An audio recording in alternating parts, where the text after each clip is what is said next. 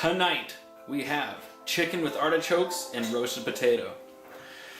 I started making this dish back in the summer. It is a nice summer dish, but you know what? It's good for the winter too. And it uses some of my favorite ingredients, which I like using fresh herbs. I love roasted potato. You can't really go wrong with those. And artichokes. Who doesn't like artichokes? Okay, so it's obviously still November. For Movember, I still got the stash, which I'm dying to get rid of.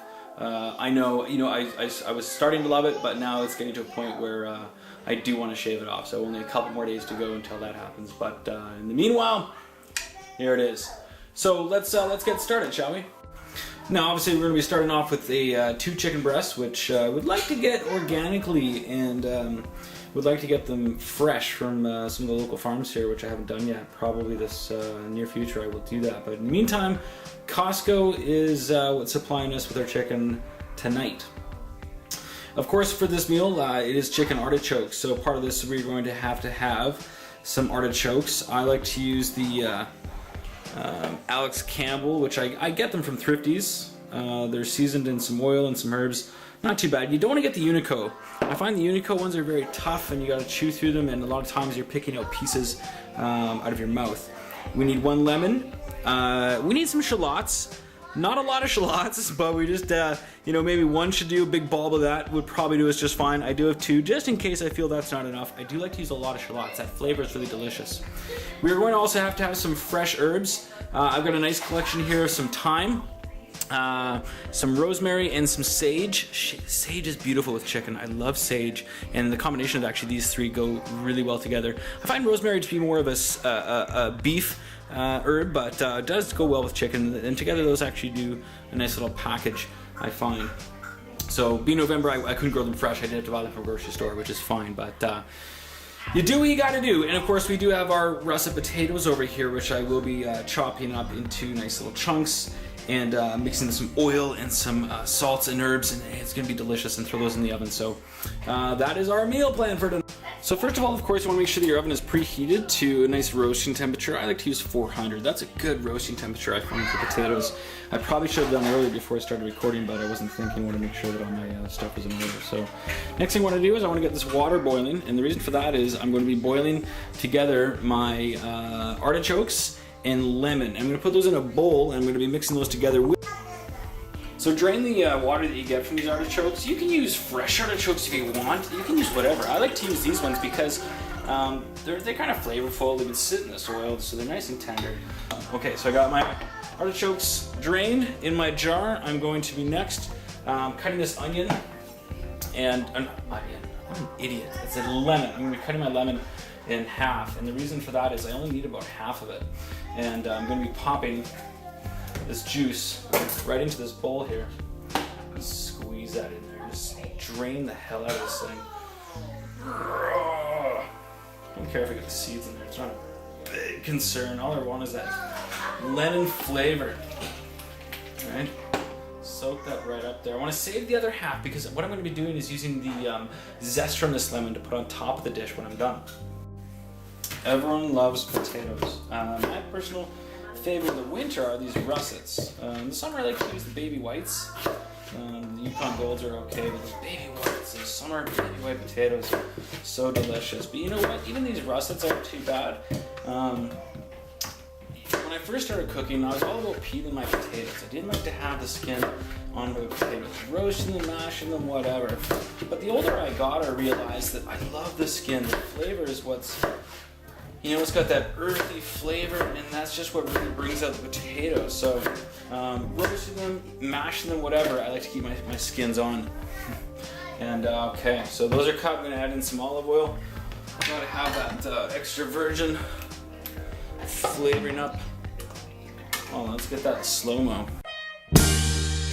I've been really trying, baby,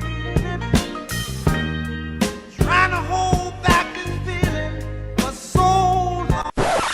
Okay, so the different flavors I'm going to throw in here. Obviously, I'm going to put some fresh ground. Fresh ground is, you gotta have it. Got some sea salt in here. Gonna be sprinkling that in there. One of my secrets from my bachelor days, I keep it around Lowry's. You gotta have it. Meant to do that, totally meant to do that. This is candid here. I don't do any editing. It's all for real. Okay, after we throw in the Lowry's, another little secret, poultry seasoning. Delicious on potatoes. People always say, what? But you know what? The more the merrier, kind of say.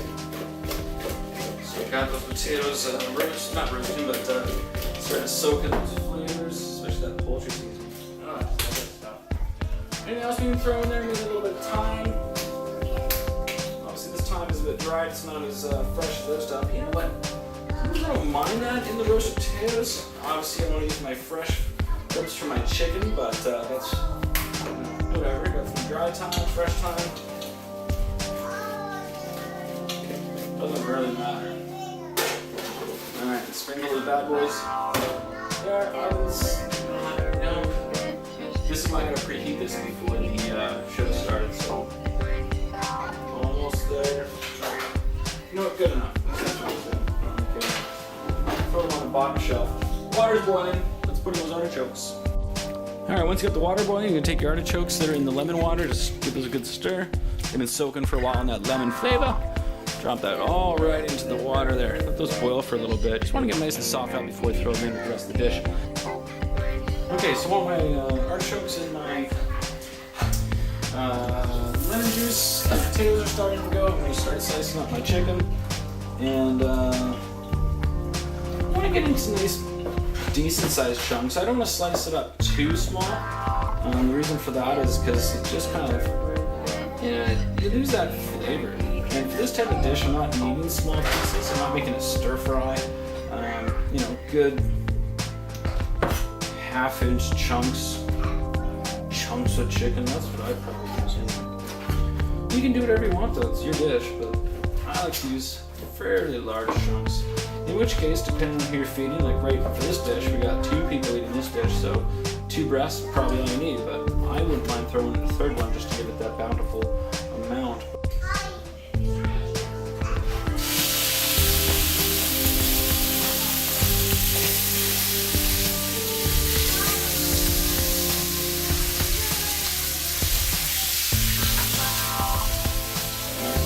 Careful, that oil is hot, will burn, and also it'll stain clothes, as I've learned over the years. Oil doesn't come out. It's once it's in, it's in. Next I'm going to prepare my shallots for putting those in the pan. I'm just going to fire off the ends here, cut them in half, peel those guys back a little bit. And you can cut your shallots any way. I like to be a little stringy, so what I do is I just cut them in halves. And then I just, along the edges, just cut those into those little half rings, which is perfect for this dish, I think. Because they just kind of get strung throughout the whole dish. Awesome. And you know what? I decided I am going to use both shallots in this one. Okay, so I'm throwing my herbs into my pot pretty much just before I pull the chicken out of here. And the reason for that is I don't want to burn the herbs. I just want to kind of cook them a little bit and just kind of let them simmer into those flavors. The chicken and not, oh, it smells so good.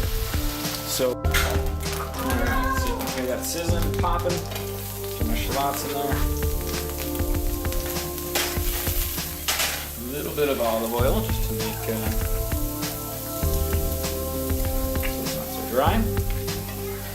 And flavor of the chicken that was in there. Oh, smell this is so good. So good. Okay. So let those guys cook a little bit. So while my shallots are browning, I'm going to take my sage leaves and I'm just going to place them strategically along the top of my chicken.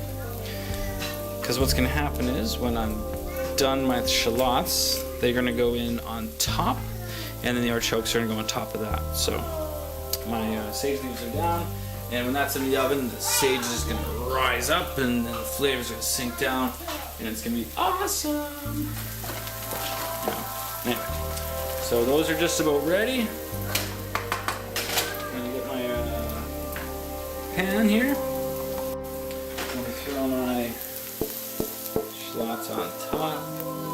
I'm going to spread them out and they're already starting to mate with those sage leaves. They're like, hey, how's it going? Good, you got some flavor? I got some flavor. Let's dance. That's what's happening right now. Dance. Okay, so I got my chicken that's been seasoned and flavored with some herbs. Got that browned nicely, thrown in the pan. I got some brown shallots on top. That's been kind of mixing in with those chicken bits that were in the pan from sauteing. I've got my parboiled artichoke hearts with the lemon juice on top of that, and of course sprinkled with some lemon zest. So that's going to get put in the oven now. I've got it set at 400 degrees.